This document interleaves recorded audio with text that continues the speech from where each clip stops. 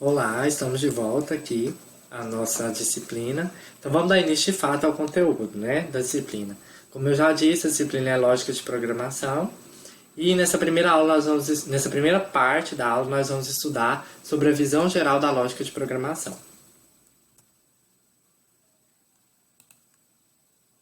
Como o computador funciona? Antes deixa eu só falar como que é a metodologia mais ou menos que eu elaborei para a estrutura da nossa disciplina. Nós vamos ter a apostila. A apostila vai ser o principal instrumento, ferramenta de aprendizado. Então, vocês vão focar muito na apostila, fazer a leitura dela, realizar os exercícios. Ela ficou muito legal, muito interativa. Eu até brinco que até uma criança consegue aprender a lógica de programação estudando através da apostila, porque ela realmente ficou de uma forma bem fácil de compreensão. Ela é o nosso principal instrumento de aprendizado. Mas eu aconselho primeiro vocês assistir às aulas em vídeo. Então eu elaborei o slide baseado na apostila, os vídeos são baseados na apostila também. Mas vocês veem primeiro os vídeos e o slide, depois vocês fazem uma leitura completa da apostila, vai seguindo passo a passo conforme está na apostila, fazendo os exercícios, tem uns desafios, vocês vão fazendo eles. Lá no final da apostila, tem não na apostila em si, vai ter um arquivo lá na plataforma Moodle que vocês vão pegar para responder, que vai ser um dos exercícios que vocês terão que enviar. Além dos questionários que vão ter, vocês vão responder online mesmo na própria plataforma Moodle, tá? E também, porque assim, a apostila, ela não aborda todas as informações a respeito da programação. A programação é uma área muito vasta. E então eu coloquei os principais tópicos, sabe? As coisas que vocês precisam sair daqui sabendo. E para os alunos que já têm um nível mais avançado de conhecimento da área da programação, ou até mesmo da lógica de programação, eles podem estudar a apostila e também lá nos conteúdos complementares, que eu sempre vou deixar algum conteúdo complementar de uma forma um pouquinho mais complicada de entender. Porque a gente encontra diversos materiais na internet, livros, tutoriais, só que a minoria são bem interativos, que uma pessoa que não tem conhecimento algum da programação consegue entender bem. Então, eu elaborei a apostila para trabalhar de uma forma bem dinâmica mesmo, de ser de fácil aprendizado. E lá nos materiais complementares, tem materiais um pouquinho mais complexos, com terminologias um pouquinho mais complexas. Então vamos iniciar aqui. Como o computador funciona? Já é sabido de todos, creio, que o computador ele não trabalha conforme os seres humanos. Nós temos capacidade de pensar, nós temos capacidade de raciocinar. Já a máquina, o computador, celular, notebook, tablets, eles não têm capacidade de raciocínio.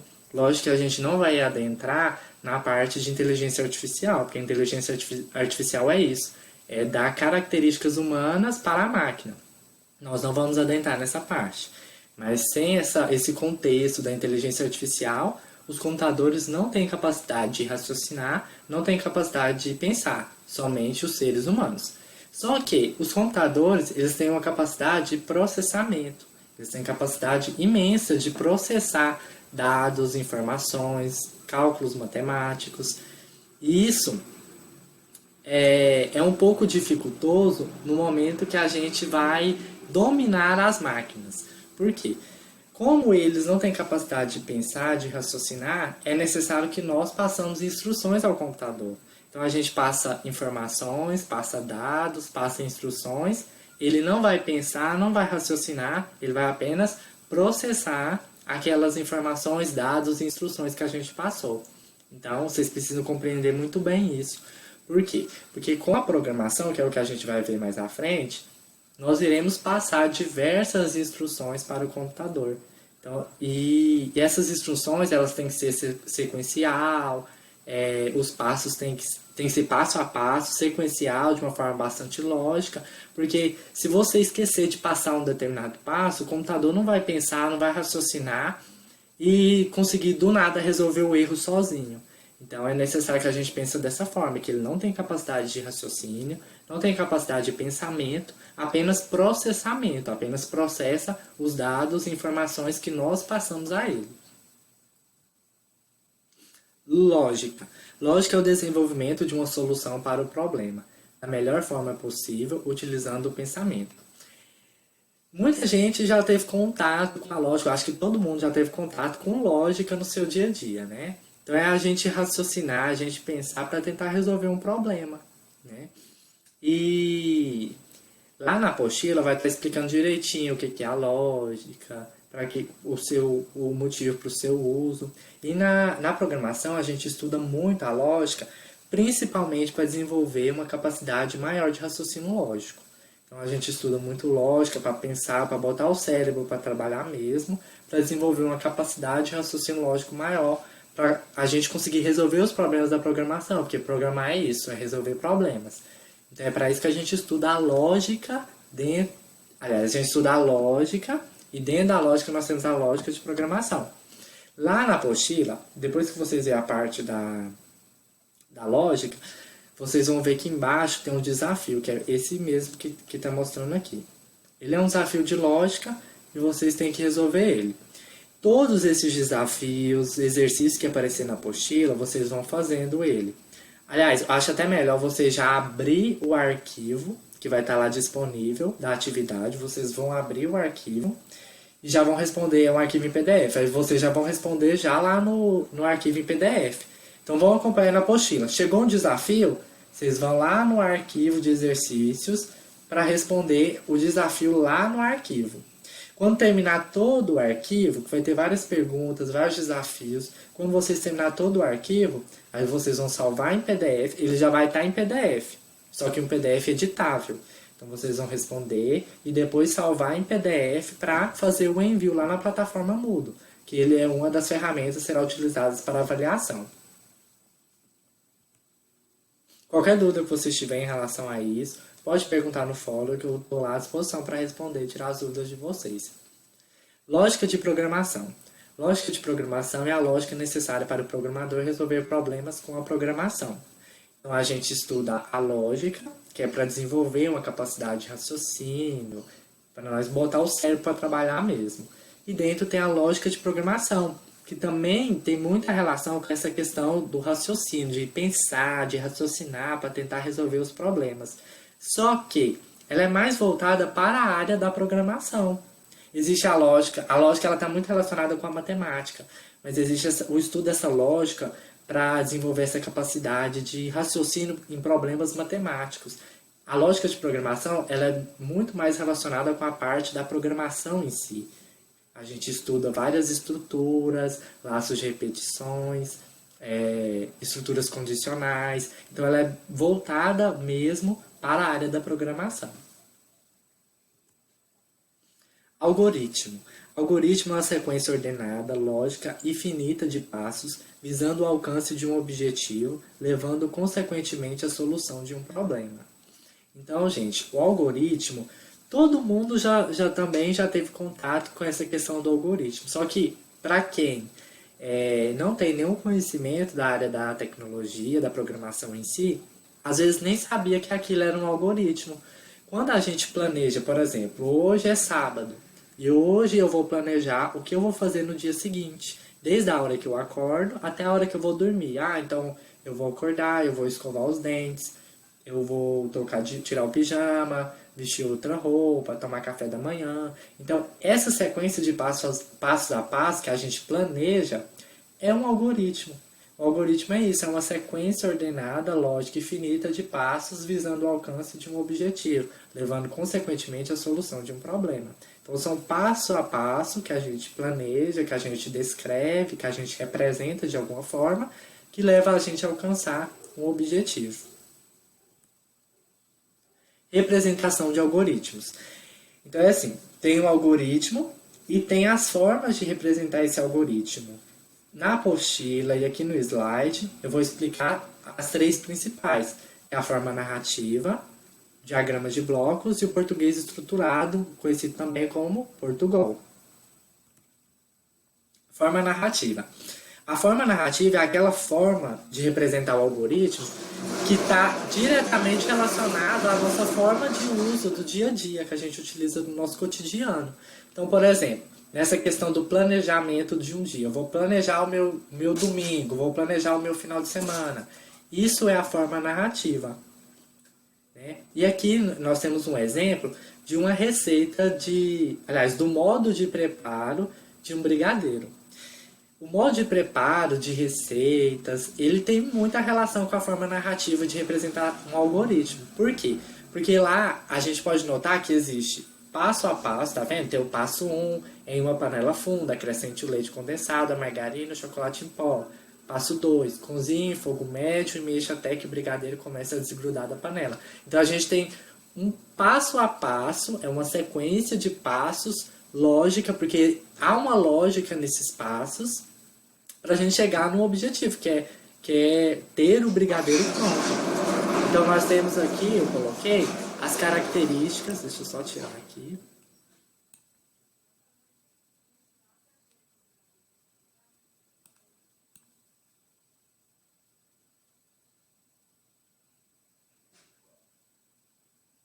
Nós temos aqui as principais características de um algoritmo, que é o problema, ordenado, lógico, finito e objetivo. Então lá, problema, vontade de comer o brigadeiro. Então qual que é o problema do algoritmo que ensina o modo de preparo de um brigadeiro? A vontade de comer um brigadeiro pode ser considerado um problema. Ordenado, por que ordenado? Porque a gente vê que os passos seguem uma ordem. Então, em uma panela funda, acrescente o leite em pó, leite condensado, margarina e chocolate. Não tem como eu acrescentar primeiro o leite condensado para depois pegar a panela. Então, tem que ter uma sequência ordenada e lógica. Primeiro eu pego a panela e depois eu despejo os ingredientes.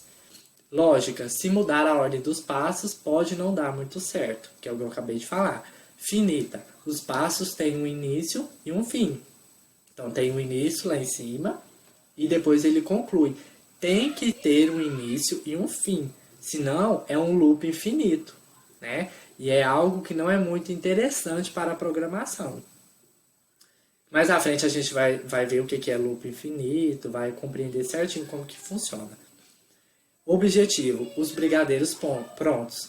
Então, com esse modo de preparo de um brigadeiro, nós temos uma sequência de passos que é considerado um algoritmo na representação da forma natural. É a representação da forma natural de um algoritmo. Nós temos um problema, ele é ordenado, de forma lógica, finito e temos um objetivo com esses passos. Algoritmo diagrama de blocos. O diagrama de blocos é uma outra representação de algoritmos, é uma outra forma da gente representar os algoritmos.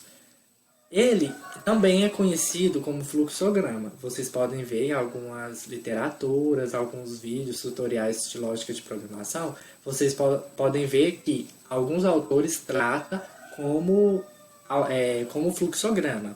Só que eu peguei a literatura que eu utilizei para estar trabalhando nessa aula com vocês, eles utilizam como diagrama de blocos.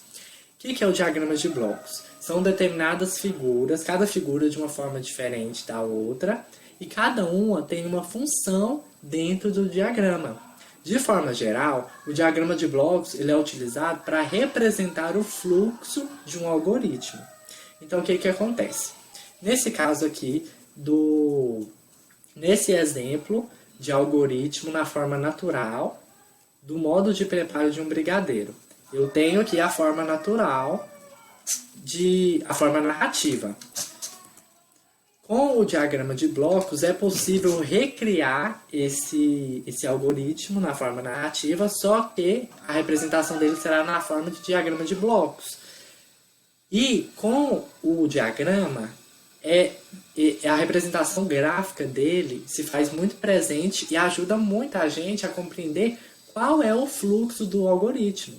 Qual é a direção dele, para que lado que ele vai, quanto que é uma estrutura condicional, quanto que é um laço de repetição. Então a gente consegue visualizar isso de uma forma mais fácil, porque é uma representação gráfica através de formas e figuras. Tá? Então aqui eu tenho um resumo. das principais formas. O diagrama de blocos ele tem diversas formas, aqui é só um resumo mesmo. Quais são as principais, as mais utilizadas e as que vocês vão utilizar nos exercícios. Aí aqui eu fiz um comparativo entre um algoritmo na forma narrativa e o algoritmo na forma de diagrama de blocos, o mesmo algoritmo. Então aqui, ó, forma narrativa é o algoritmo necessário para destrancar, para ligar um carro. Então, destrancar a porta do carro é o primeiro passo, sentar no banco do motorista, colocar a chave na ignição e dar partida. Tá vendo que é uma sequência de passos? Nós temos um passo a passo e uma sequência lógica. Não tem como eu colocar a chave na ignição antes de eu abrir a porta, antes de eu entrar dentro do carro. Então, é um passo a passo e uma sequência lógica. Então, a gente tem aqui a presença de um algoritmo. Ao lado, aqui, nós temos o mesmo algoritmo, porém representado de uma outra forma, através do diagrama de blocos.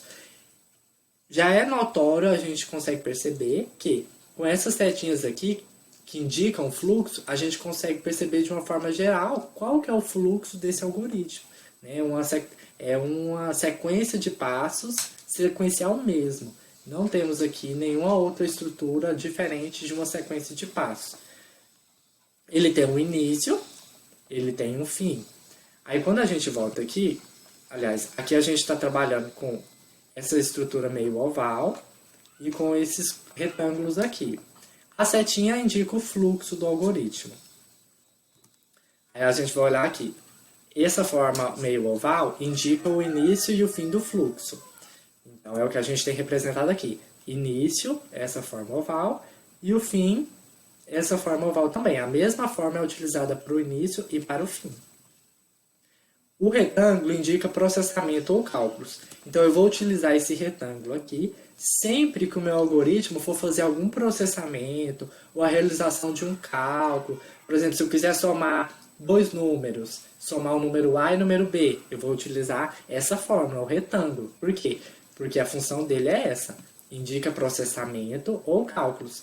Nesse caso aqui, destrancar é uma ação, é um processamento que a pessoa que está abrindo o carro está fazendo. Então, por isso que ele é representado por esse retângulo aqui. Aí a gente tem início, destrancar o carro, que é o primeiro passo, sentar no banco do motorista, segundo passo, colocar a chave na ignição, terceiro passo, dar partida, quarto passo, e o fim. Logicamente que é possível a gente representar detalhando ainda mais como que funciona o procedimento para ligar um carro. Porém, eu coloquei dessa forma aqui para caber bonitinho lá na apostila, aqui no slide, e para vocês entenderem sem ele ficar muito complexo. Mas existem casos de algoritmos, quando a gente for criar para a programação, que não pode faltar nenhuma parte. Porque se faltar, ou o código vai dar erro, ou o computador vai interpretar de uma forma errônea.